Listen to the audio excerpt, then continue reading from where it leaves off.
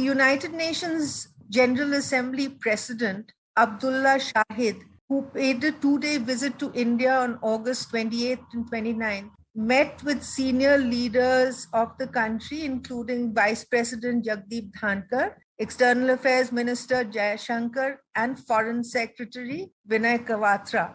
During his visit, Mr. Shahid acknowledged the very important role played by India at the United Nations and, in fact, on Monday, described India as a source of pride, not only for South Asia, but for all peace-loving democracies. While acknowledging the pivotal role that India had played, particularly during the COVID-19 pandemic and the subsequent recovery phase, Mr. Shahid, who is also the foreign minister of the Maldives, underscored that India had proven to be the pharmacy of the world and had assisted many countries, even in the most remote parts of the globe. The visit of Mr. Shahid focused on the ongoing issues at the General Assembly and India's overall engagement with the United Nations. Ambassador Anil Vadhva joins us this evening to discuss the importance of Mr. Shahid's visit and the pivotal role of India at the United Nations. Good evening, Anil. Good evening.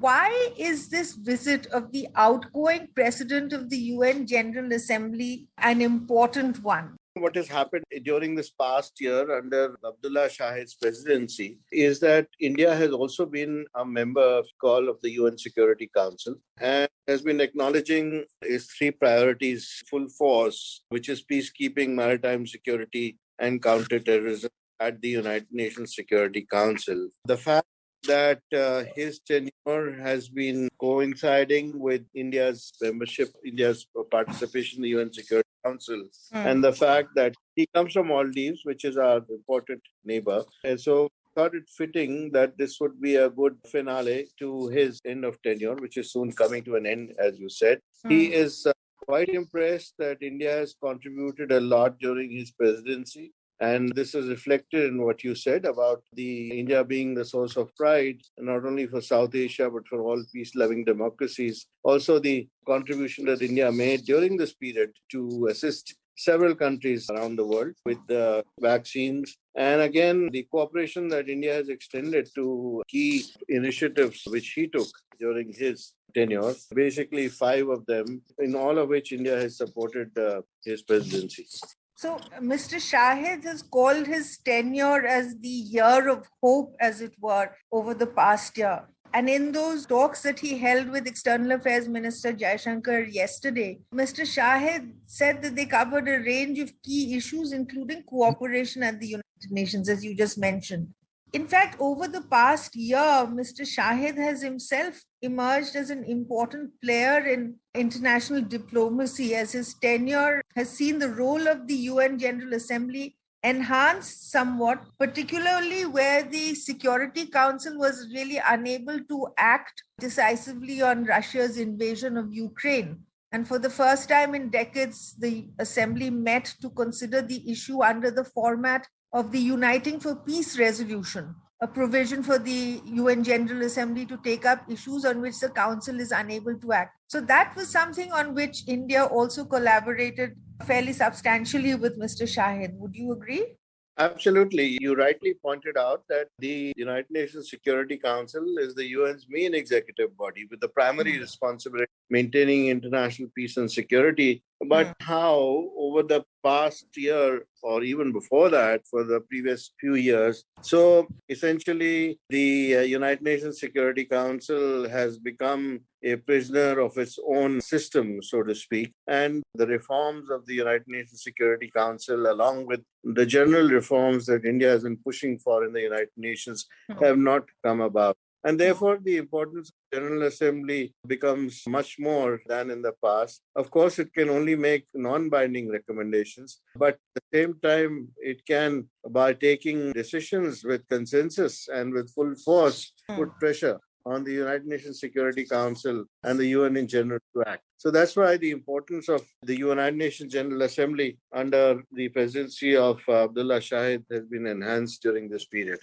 How would you say Mr. Shahid has been able to tackle it? Because India has also helped him out by providing even staff for his presidency and having supported him throughout. And what were the areas in which the two countries, I mean, India particularly, collaborated with him and his initiatives to enhance the functioning of the United Nations General Assembly this past year?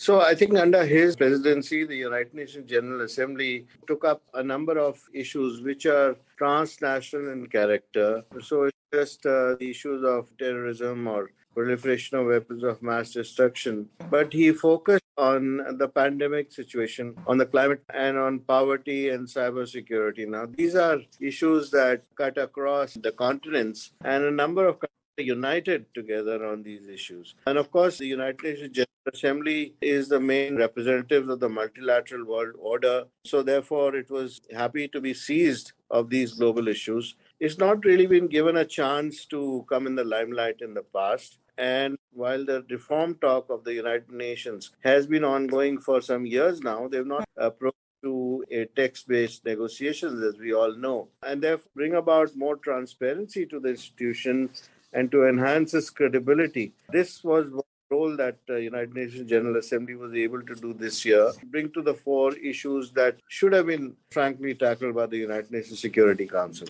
So, in terms of among the things that Mr. Shahid said yesterday in his tweets was that they discussed not only the achievements of the 76th session, but also the importance of multilateralism. Now, India has always been a very strong advocate for multilateralism in the global context and has tried to play a fairly significant and constructive role, having the best of relations with all countries. So, in this particular context, what do you think these talks on multilateralism would have been focused on? Just the reform of the United Nations or beyond that?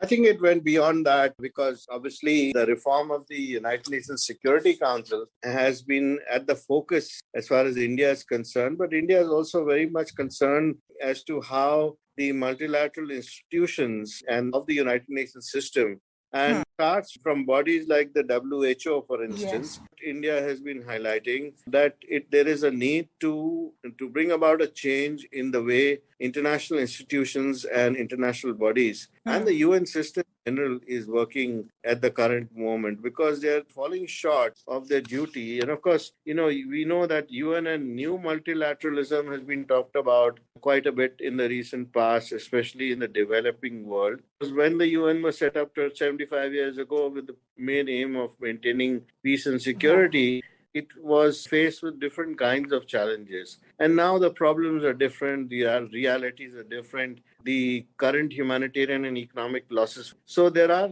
acute challenges now pertaining to the multilateral UN system, and it needs to be more responsive. And it can only be more responsive if there are reforms which are brought about in the UN in order to strengthen its effectiveness as a multilateral organization and bringing about more transparency to the institution so that it can enhance its credibility. India's tenure, this non-permanent tenure, 2-year tenure at the UN Security Council is going to be ending in December. And India has played a fairly pivotal role in trying to pilot some very, very critical issues through the Security Council. But issues like terrorism have come to the fore and remain at the fore, actually. What kind of multilateralism are we actually looking at? India has been pushing so hard for so many years to even get the Comprehensive Convention on International Terrorism adopted. Even that hasn't happened in so many years. What is the United Nations supposed to actually be doing at this point, given all of these challenges? So there are specific reasons for what you just said. I think the challenges for the multilateral system in present times are quite a few. I'd just like to name some of them and discuss. First of all, there's rise of a new Cold War today. Second issue is that we have a divided West itself. Despite enduring post-war alliances, there's a growing divergence between the United Nations and its European partners.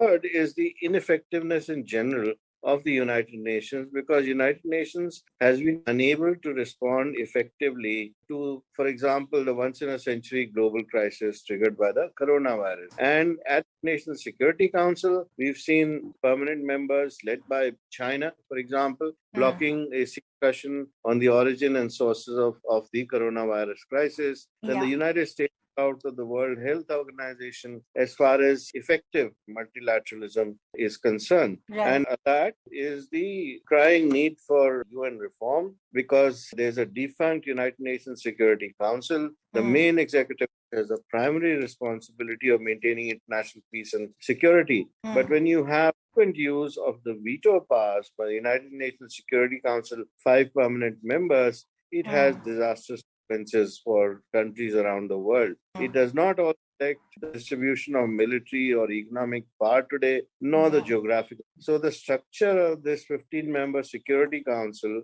ought to be more democratic and representative. And then, of course, we need also General Assembly reforms. We just talked about the role that the General Assembly has played over the last year, but itself, General Assembly now, because it can only make non-binding recommendations, it is ineffective. And if it is given more teeth, for example, last reason which I would quote is actually the UN's financial crisis, because UN has a lot to do, but it has too little money, as it is in a financial crisis due to the unwillingness of many members to pay their contributions on time. So as long as the UN budget remains tightly constrained, it cannot become effective. And also, along with this, we have a very toothless UN peacekeeping operation, because there is need to include more personnel there, carry out structural reforms for UN peacekeeping operations also. So what is India's focus likely to be on this forthcoming session at the United Nations? And what about the next General Assembly session? I think at the beginning of its membership of the United Nations Security Council were peacekeeping, time security, and counterterrorism. In every theme that India, in every debate that India takes part, it tries to focus on these 3 issues, because it is seen now as a net security provider, especially in the Indian Ocean region, but also because it is a threat for itself from a rising China from the seas around it. So therefore, this will safeguard the common prosperity and security interests, not only of India, but also of its neighbors. Then counterterrorism is a national priority. We've seen in the past how cross-border terrorism has been affecting India's natural progress and economic development because of diverse resources. So